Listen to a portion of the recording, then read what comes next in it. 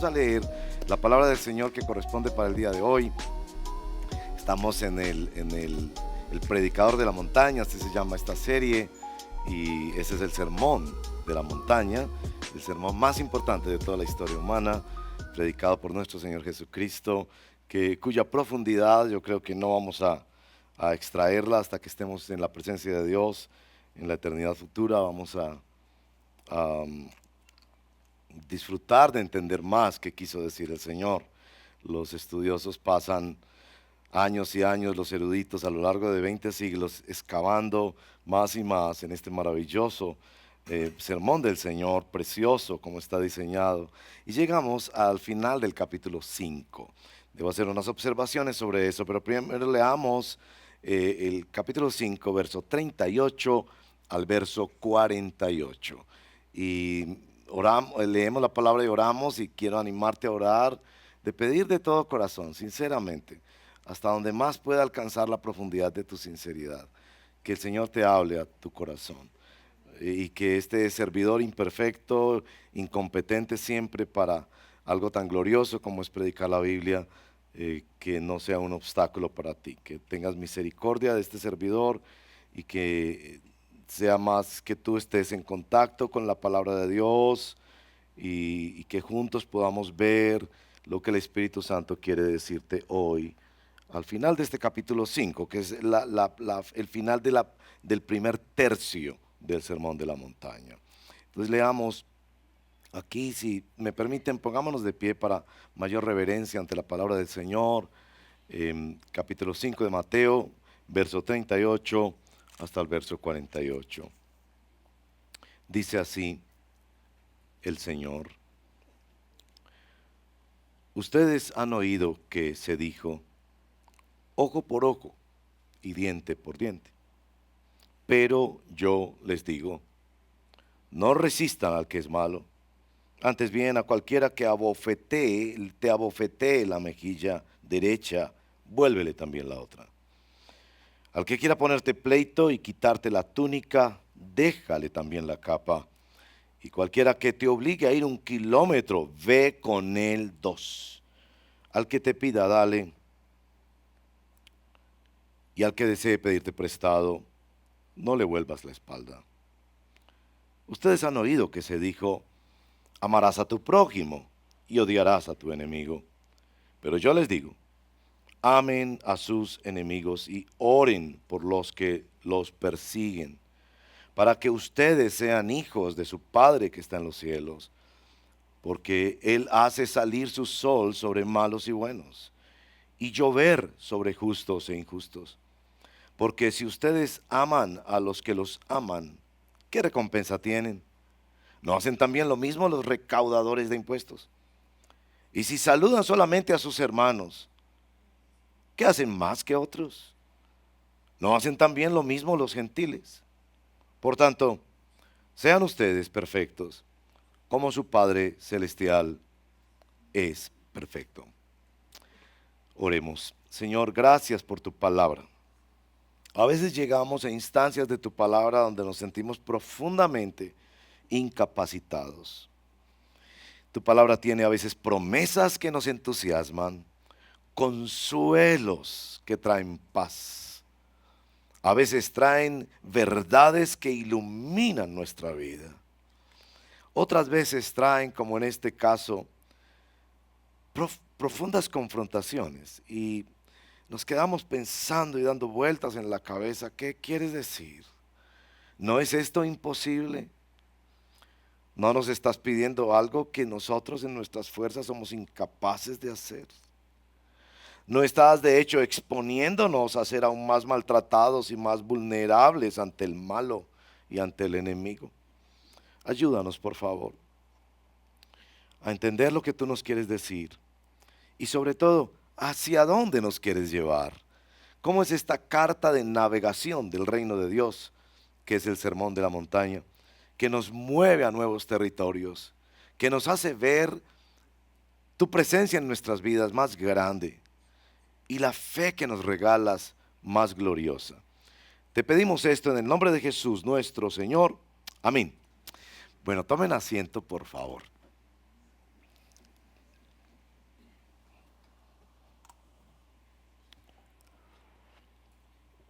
Por favor, observen que en este primer segmento del Sermón de la Montaña estamos cerrando todo este componente de Jesús y la ley, o cómo el cristiano debe entender las leyes de Dios, como la verdadera lente que es Jesús para leer la ley. Yo tuve el privilegio de predicar hace, creo, como un mes, si estoy bien, sobre el primer segmento de este componente, que son los versos 17 al 20, hasta el 20. Y si estuviste ese día, recordarás que mencioné que la pregunta, no piensen que he venido a poner fin a la ley o los profetas, de verso 17, era una cosa extraordinaria de Jesús, confrontando sobre todo la mentalidad experiencial y sentimental en la vida religiosa, que no es que sencillamente nos quedamos con la gracia de Dios y el amor de Dios. De hecho, Jesús toma muy en serio la ley. Y notarán que después de eso han ido los pastores predicando con esta consigna permanente. Ustedes han oído que se dijo, a ustedes se les dijo, pero yo les digo. ¿Se acuerdan que una y otra vez era, a ustedes les dijeron esto, pero yo les digo? Y en ese pero yo les digo, Jesús lo que está haciendo es mostrando la profundidad, el carácter espiritual, permanente y profundo de la ley de Dios. Bueno, llegamos al final de ese segmento, donde Jesús también es nuestro modelo, particularmente para este asunto que titula nuestra reflexión, ir más allá de la ley. ¿Cómo es que funciona en el reino de Dios el ir más allá de la ley, lo que yo llamo la gracia del amor inmerecido? Y sin duda ustedes van a ver en nuestro texto que es absolutamente confrontador. Verso 39, ustedes oyeron pues esto, verso 38, ojo por ojo, diente por diente, la ley del talión, hablaremos de eso. Pero yo les digo, no resistan al que es malo, antes bien, si te abofetean por la otra mejilla, si te ponen pleito por quitarte la túnica, dales también la capa. Si te obligan a ir 1 kilómetro, ve 2. Al que te pida, dale. Al que quiera tomar prestado, no le vuelvas la espalda. Eso es serio, ¿no? Es serio. De hecho, algunos sugieren que estos textos son los más confrontadores que podrían haber para el cristianismo. ¿Qué es lo que a ustedes les están enseñando en la iglesia? Si alguien te maltrata, déjate maltratar más. Bueno, sigue en la siguiente parte del texto y no es menos confrontadora. A ustedes escucharon que se les dijo, amarán al prójimo y odiarán al enemigo, pero yo les digo, amen a sus enemigos y oren por ellos. Claro, es eminentemente desafiante. Entonces quiero leerles lo que dice este reconocido comentarista bíblico, ya está con el señor John Stott. Lo que John Stott escribió en Contracultura Cristiana, un texto que deberíamos leer todos para iluminar mejor el Sermón de la Montaña. Y les voy a leer lo que él dice, espero que salga en pantalla el texto de John Stott. Espero que salga el versito de John Stott. Eso, muy bien, hermanos. Las dos antítesis finales, esto de antítesis es que la tesis es no matarás, y Jesús plantea una antítesis a eso diciendo, pero yo les digo. Aquí estas dos son las últimas antítesis finales. Nos llevan a la cúspide del Sermón del Monte. Por ellas se lo admira más y también se lo afrenta más. Se trata de la actitud de amor total que Cristo nos llama a mostrar hacia el que es malo y hacia nuestros enemigos. Ahí está. En ninguna otra parte es mayor el desafío del Sermón del Monte. En ninguna otra parte es más obvia la distinción de la contracultura cristiana. En ninguna otra parte se nos impone tanto nuestra necesidad del poder del Espíritu Santo. Y me pareció tan acertado ese comentario para introducir que me pareció apropiado leerlo, tal cual aparece en el libro Contracultura Cristiana, John Stott, página 177. Aquí estamos ante el tema de la justicia, el alcance de la justicia y el alcance del amor. el tema de justicia y amor debería estar en el escudo de una nación. En los escudos de las naciones, como en el escudo de Colombia, aparecen estas cosas que parecen paradójicamente contrarias. Por ejemplo, en el escudo colombiano, ¿saben cuáles son las dos palabras que hay? Eso parece de esas preguntas de escuela, ¿no? Pero ustedes salieron bien, salieron bien. Libertad y orden. Y uno se pone a pensar, oye, pero si hay libertad, el orden no restringe la libertad. Y es donde uno empieza como a encontrar y- y por eso Bolívar dijo, ¿no? Que las armas les dieron la libertad y las leyes les darán la independencia. Am, y precisamente hoy, que es 20 de julio, sería importante citar eso, ¿no? En nuestro escudito. El escudo de una nación debería decir justicia y amor. Nosotros no podemos desconectarnos de esas dos cosas. Quizás el hecho más notable sobre la justicia en una familia es cuando papá y mamá tienen que dividir una galleta entre dos niños. Ustedes saben, no sé si me escucharon alguna vez, creo que lo he dicho antes. Yo hoy en día a mi edad ya digo muchas cosas que he dicho antes. Em, ¿Cómo se divide una galleta de manera perfecta entre dos niños? Esta es la fórmula. Uno la parte y el otro escoge. La mejor forma de hacer justicia. Si usted la parte, siempre los dos van a pensar que les tocó la parte más pequeña. Pero si usted le dice, bueno, uno de ustedes dos la va a partir y el otro va a escoger, la galleta quedará partida de la manera más justa y extraordinaria que se haya partido una galleta en toda la humanidad. Bueno, nos enfoca entonces en el asunto de la justicia y nos enfoca también en el asunto del amor, porque los seres humanos no podemos vivir sin alguna manifestación de amor, sea este el amor de la familia, el amor de la pareja, el amor del padre, el amor de los amigos, una causa, etcétera. Este fin de semana estábamos hablando muchísimo sobre ese tema del amor. Pero lo que pasa aquí es que en ambos casos, tanto en la justicia como en el amor, Jesús nos está moviendo a ir más allá de un concepto aceptable de justicia y más allá de una práctica encomiable del amor. Y voy a necesitar mostrarles eso porque para algunos de ustedes pensarán que esta ley del talión es una ley de venganza y no de justicia. Entonces, en primer lugar, quiero mostrarles en este texto la necesidad de ir más allá de la ley, pero para eso tenemos que entender a cuáles son las dos leyes a las que se refiere Jesús aquí. En primer lugar, la ley del ojo por ojo, diente por diente. En segundo lugar, la ley de amar al, al prójimo y defender lo propio de tal manera que hay que rechazar al enemigo. La ley del talión, en primer lugar, debe ser entendida como una ley que limita la venganza. La ley del talión fue establecida no solo en Israel, sino en muchas otras naciones vecinas de Israel. Si una persona te mata tu vaca, tú debes pagarle tu vaca. ¿Por qué? Pagarle su vaca. ¿Por qué? Porque los seres humanos, por nuestro pecado, somos dados hacia la venganza. Si alguien me hace un rayón en el carro, yo quiero hacerle a él 2 rayones en el carro. Si alguien me roba algo, yo quiero ir más allá de eso. Entonces, la ley del talión establecía un principio de justicia, de que se debe limitar y no caer en una venganza, sino en una retribución. Por eso se llama justicia retributiva.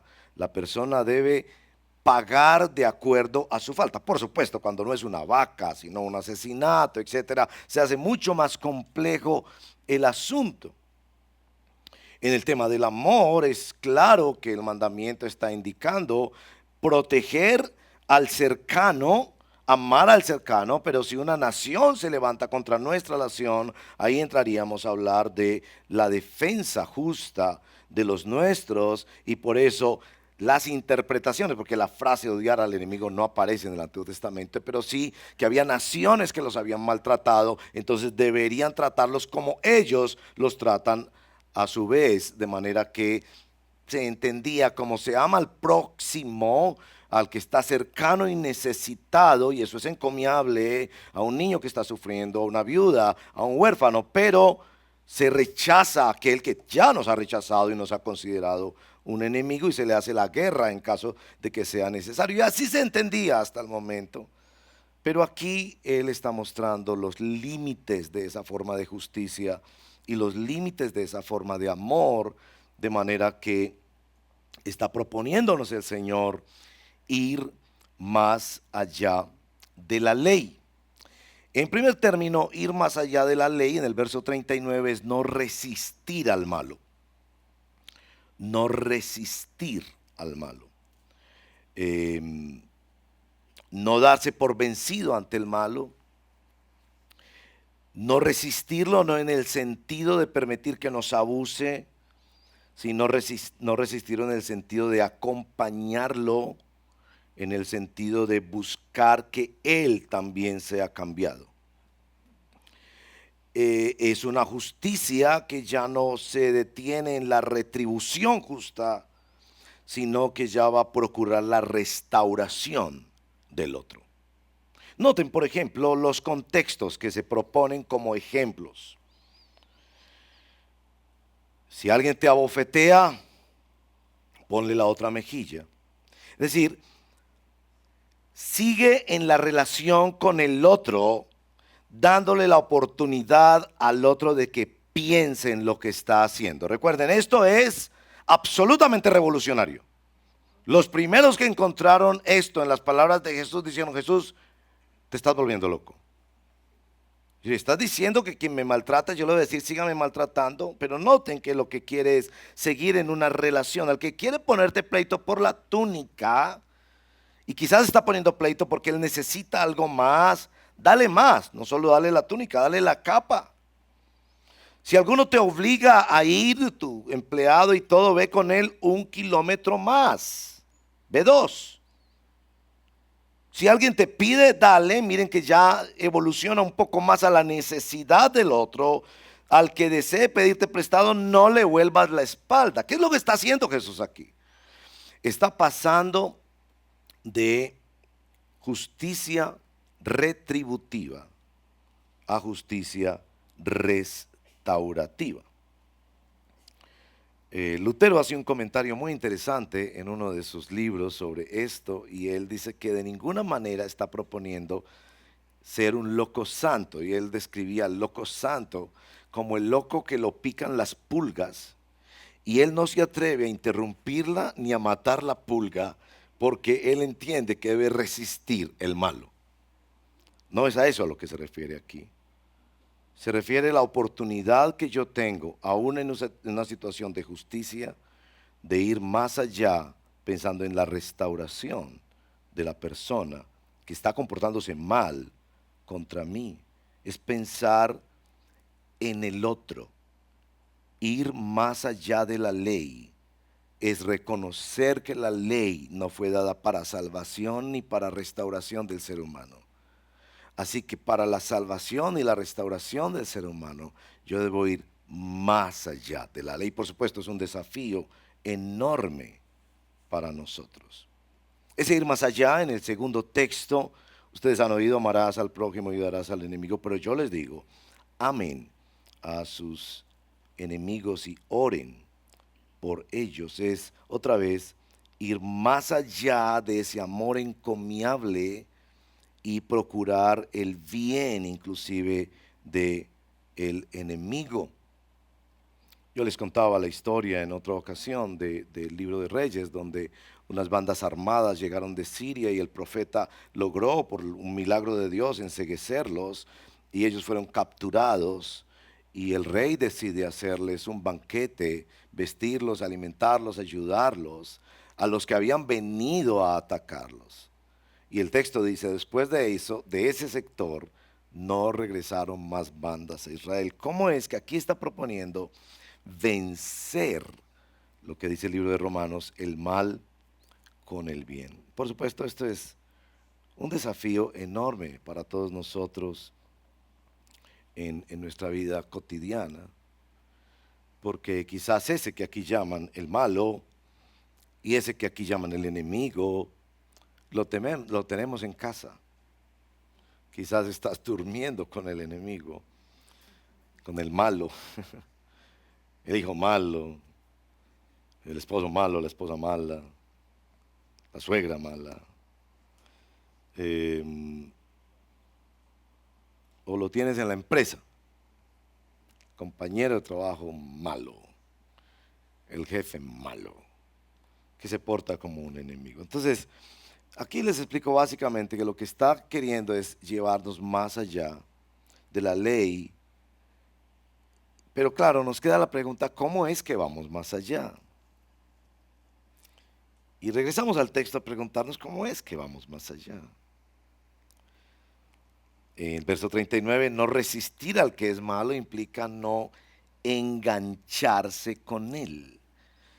Es decir, no dejes que tu corazón se envenene con el mismo rencor que él tiene. Tal vez a lo que Romanos capítulo 12 se refiere con vencer el mal, no con el mal, sino con el bien, y tratar a la persona de una manera que, recuerdo el año pasado estudiamos ese texto, de que se ponen ascuas de fuego, carbones encendidos sobre su cabeza.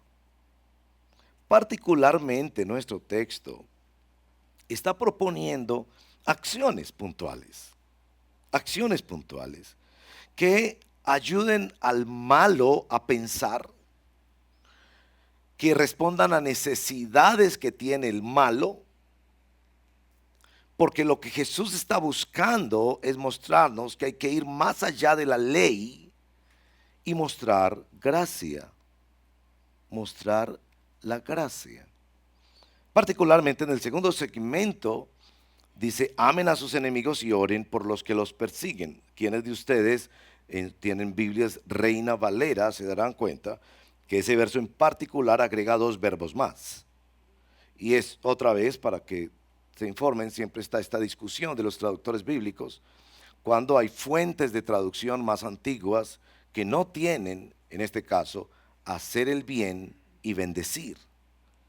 Y no sabemos por qué, en algún momento de la historia, algunos de los copistas agregaron esos dos textos, pero seguramente los agregaron pensando que amar tiene que ser amar, no en una forma romántica, sino amar en una forma en la que yo le estoy diciendo al otro bendición y yo estoy haciendo bien al otro, no amar en forma romántica. No es que vas a guardar una foto de tu enemigo y vas a tenerlo en la casa solamente para pensar bien de él, lo amo mucho y oro por él. No, está realmente diciéndonos que el amor debe estar puesto a prueba, que algo debes hacer si vas a ir más allá de la ley y que el reino de Dios se está moviendo a ir más allá de la ley. Particularmente eso de orar por los enemigos. Yo no sé si tú has tenido esta experiencia de orar por un enemigo. Y por favor no piensen en esa forma de enemistades estructuradas como un país que hace guerra a otro país o una familia que le hace guerra a otra familia. Claro, esas aplican también, pero piensa en que tu enemigo es cualquier persona que te trate como un enemigo. Quizás esa persona nunca dirá que es un enemigo tuyo, pero te trata como un enemigo, te tiene bronca, tú le caes gordo, tú no le gustas, quiere sacarte de la empresa, no se junta contigo, habla mal de ti, te lleva en la mala, ponle lo que quieras. Y básicamente está diciendo, ¿orarías por él? Yo no sé si tú has orado por personas que te tratan mal. Quizás nos es más fácil orar por personas que nos tratan mal si están en el círculo de la familia, porque como nos las tenemos que aguantar. Entonces, como nos las tenemos que aguantar, decimos, y los vemos todos los días, no, ay Señor, dame paciencia, ese tipo de oraciones. Pero quizás si es una persona distante que en la universidad te ha tratado mal, ha hablado mal de ti porque eres cristiano, por cualquier cosa, te hostiga cualquier cosa, toda la relación que tú quieres tener con él es no volverlo a ver. Tal vez te cambias de curso, te cambias de universidad y descansas cuando ya no estás en esa empresa o en ese barrio. Pero aquí te están proponiendo orar por esa persona. No sé si ustedes entienden este asunto de la oración. La oración establece lazos entre nosotros. Cuando tú oras por una persona, y obviamente oras en el sentido del evangelio, porque hay personas que oran en un sentido bélico, que no nos es permitido en el evangelio, pero hay personas que oran lanzando truenos y centellas, como unas veces, recuerdan que una vez los discípulos le dijeron a Jesús, ¿quieres que oremos que caiga fuego sobre esa aldea? Y el Señor les dijo, ustedes no saben eso de qué espíritu viene. Era oración, pero era mala oración. Porque hay esa cosa de, hay mala oración. Nosotros no somos autorizados para orar mal sobre nadie. Él ha dicho, mía es la venganza. Yo pagaré, dice el Señor.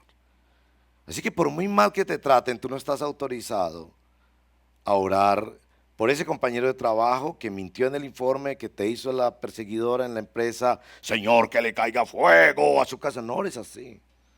Porque el Señor te va a decir, tú no sabes eso de qué espíritu está viniendo.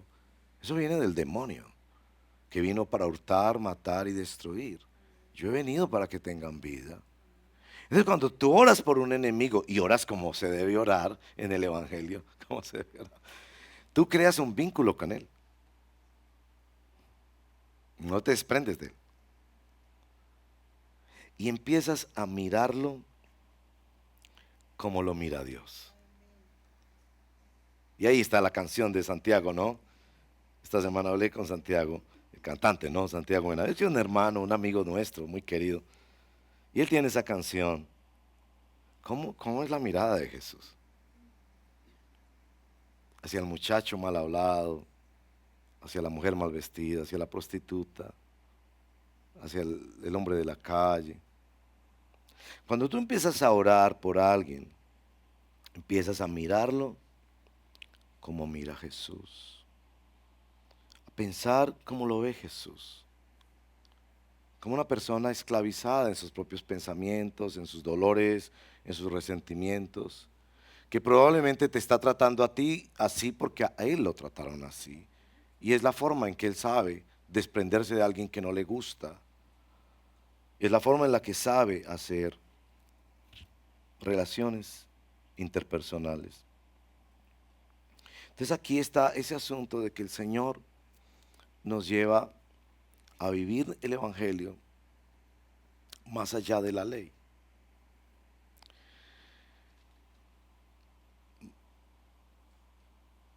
Para mostrar una gracia de un amor que no se tiene que merecer. Y por eso nos hace esas preguntas.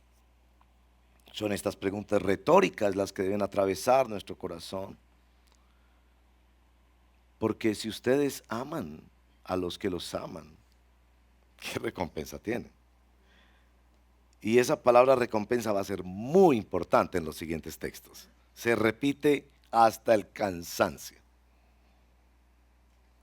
Es decir, que cuando yo hago estos actos de ir más allá de la ley, de la justicia retributiva o del amor al que me gusta, yo estoy buscando una recompensa.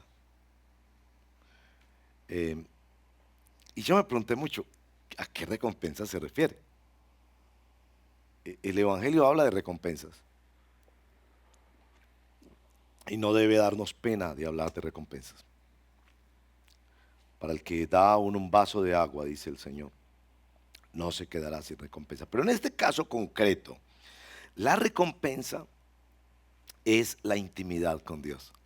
Y se los podría demostrar si estudiáramos el siguiente texto, porque el siguiente texto es todas las cosas que hacemos para acercarnos al Padre. El ayudar con nuestros bienes, el meternos en la vida de oración,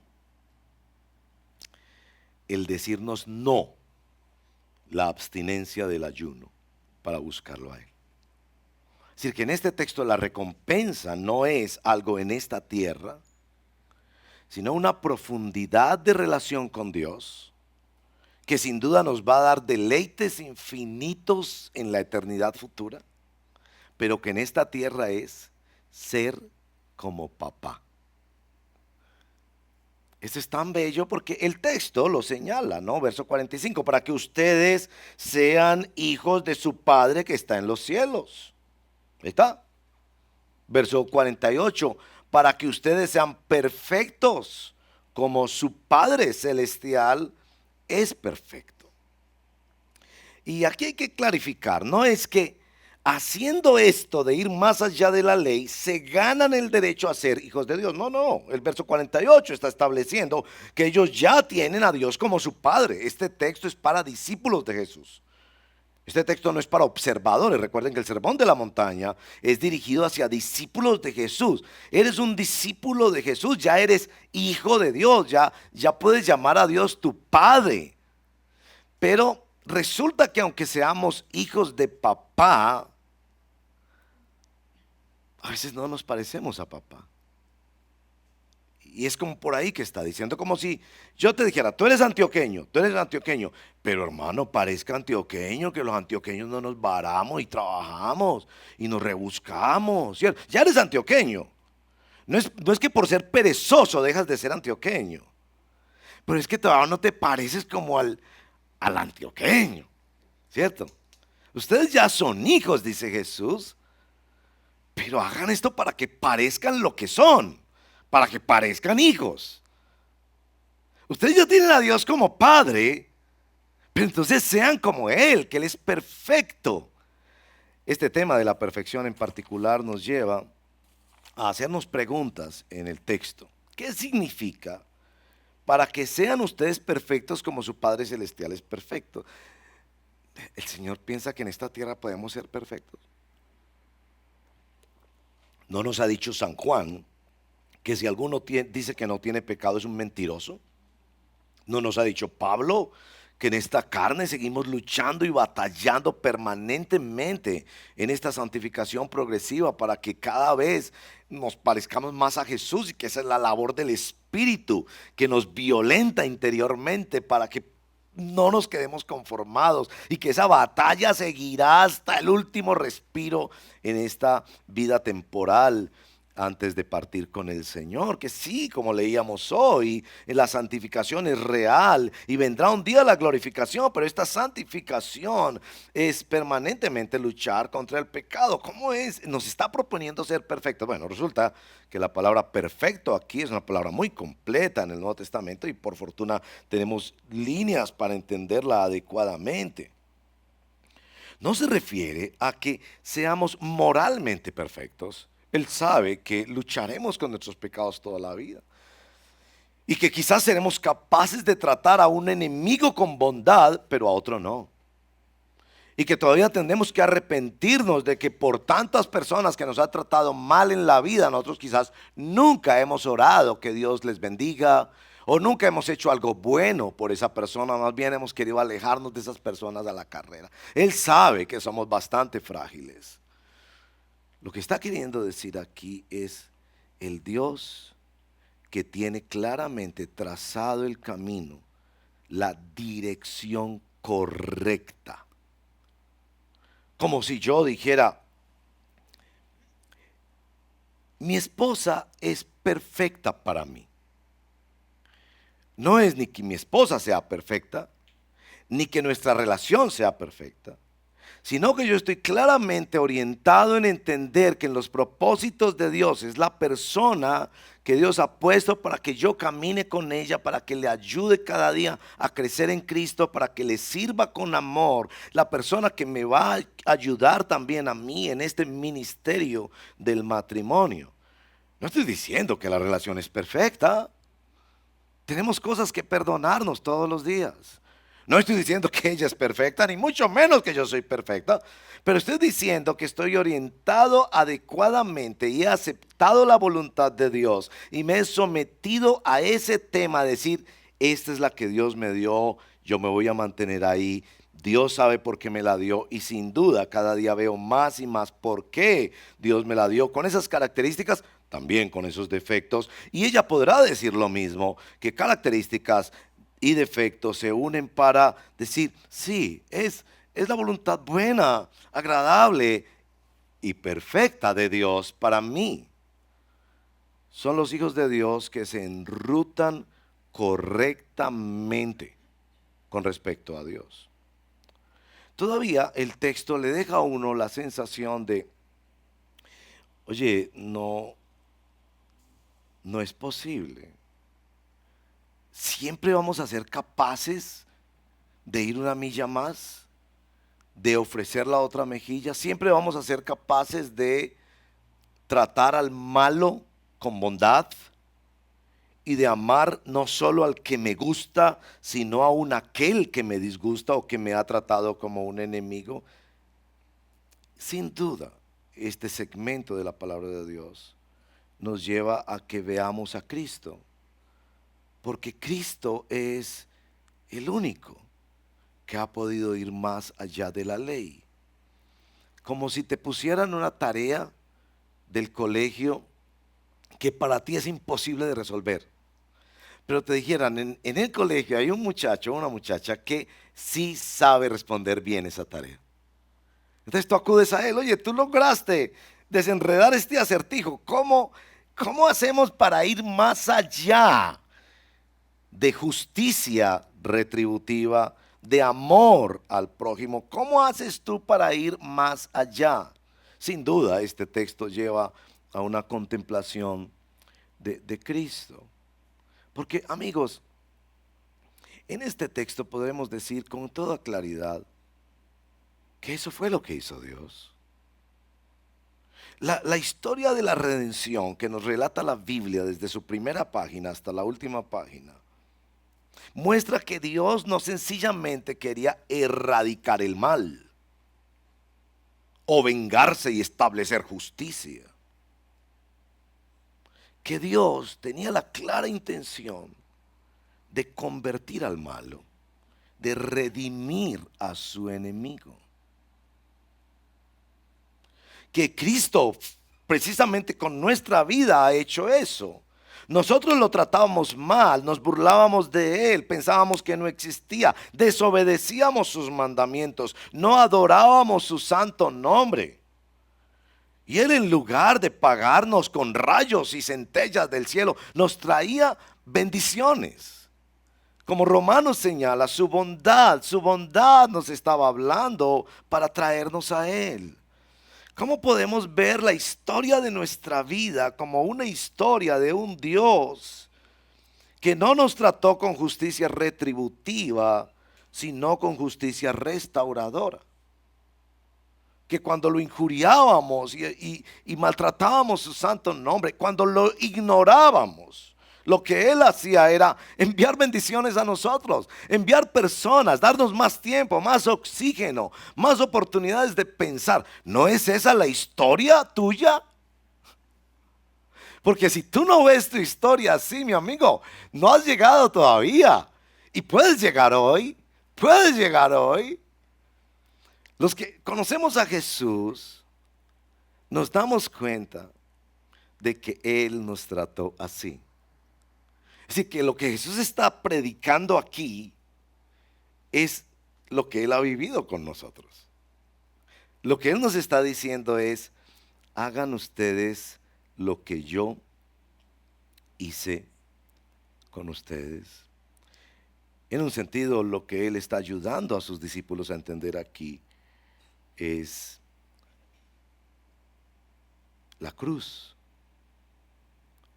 Cuando usted piensa en la cruz y por la gracia del Espíritu, usted puede entender que eso fue hecho por ti. Wow, él fue más allá de eliminar el mal en mí. Él fue más allá de amar a los que le caían bien y los que estaban cerca de él. Él extendió gracia.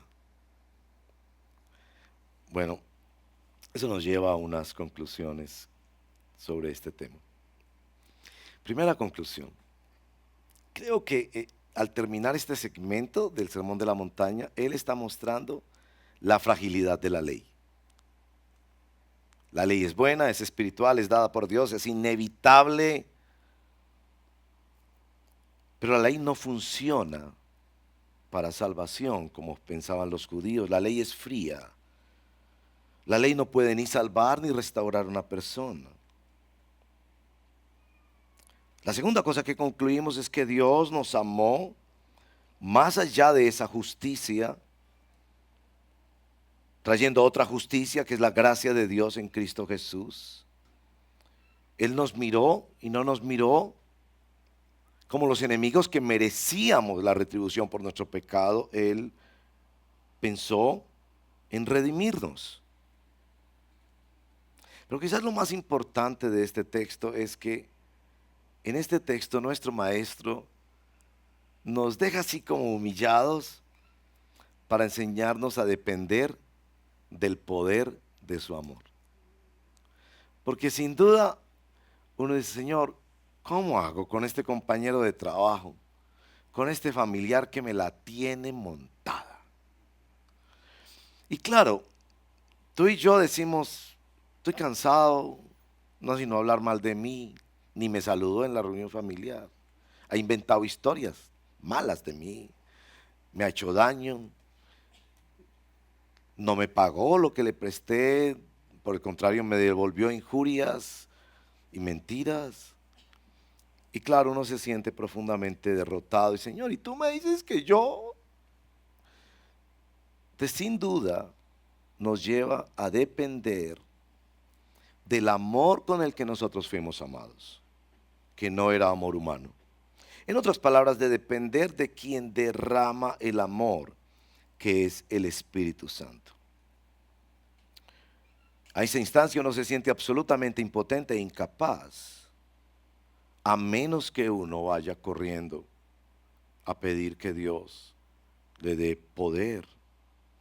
En un sentido, el texto también es como un desafío y ahí está el llamado para todos nosotros. No vas a conocer amor sobrenatural hasta que no te tires a esa piscina de vivir por encima, más allá de la ley. Si tú no oras por el enemigo, si tú no buscas hacerle bien, si tú no vas una milla más, no vas a conocer el poder del amor de Dios. Como que el poder del amor de Dios no se conoce en teoría. Se conoce es cuando se va más allá. No es que vas a sentir todas las fuerzas y una mañana vas a amanecer diciendo, oh, maravilla, a ese familiar que me ha hecho tanto daño, a ese compañero de trabajo, ya lo miro y pienso, cuánto lo amo. No creo que va a funcionar así. Yo creo que Él está desafiándolos. Así tenga la rabia más grande del mundo. Y así usted tenga razón. Mañana cuando llegue a la oficina, hágale el cafecito como a él le gusta y lléveselo. Tal vez le dirá algo, no le dirá algo, tal vez pensará que estás manipulándolo, pero lleva. Y se lo pones ahí, no, quería darte este detallito, traerte el cafecito. Si a algunos pues les alcanza una bondad pues más allá, con el buñuelito también. Y puede ser que cuando usted está preparando el café, usted quiere echarle cianuro. Sí, no espere que sus sentimientos lo acompañen. Sencillamente vaya más allá. El texto dice, es tu enemigo, se ha portado súper mal. Él no merece ese café, y mucho menos merece el buñuelo. Y tú estás haciéndolo ahí batallando con Jesús de, Señor, pero es que, Señor, yo no quiero. Hazlo, hazlo, verás lo que pasa, verás lo que pasa. ¿Quieres conocer amor sobrenatural para personas difíciles? No lo vas a conocer en teoría. Es decir, este hermano no lo va a conocer preparando el cafecito cuando quería echarle cianuro. En ese momento no va a conocer el amor poderoso de Dios.